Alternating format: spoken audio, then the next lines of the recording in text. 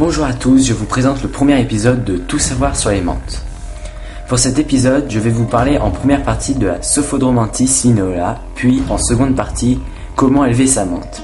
Merci à tous et bonne vidéo. La Sophodromantis lineola est originaire d'Afrique. Elle vit au niveau des premières branches des arbres, dans les buissons secs ou dans la savane prairie. La Sophodromantis lineola est aussi appelée menthe africaine ou African Giant Mantis, car elle est assez grande et massive, 7 à 8 cm de longueur chez la femelle pour 5 à 6 cm chez le mâle.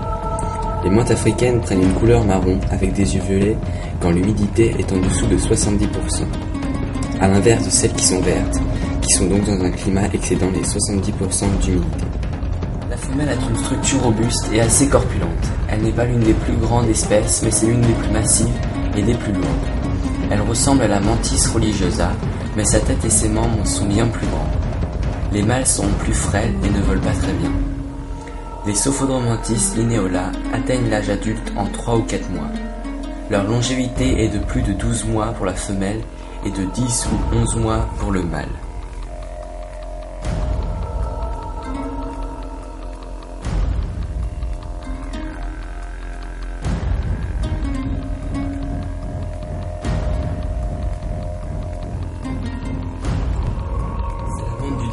Par excellence. Elle est robuste, facile à élever et donne de grandes satisfactions. C'est aussi celle qui vit le plus longtemps puisqu'elle dure souvent une année. La température idéale tourne autour de 25 à 30 degrés, mais la menthe peut supporter des températures bien plus élevées. Il faut en revanche éviter les niveaux trop bas au-dessous de 20 degrés. Le taux d'hydrométrie peut être maintenu à 50 à 60%. Et les problèmes pendant la mue sont assez rares. À tous les stades, ces insectes sont voraces et très agressifs. C'est une espèce qui attaque tout, même si elle a une prédilection pour les orthoptères, sauterelles, et les grands insectes qui ne volent pas.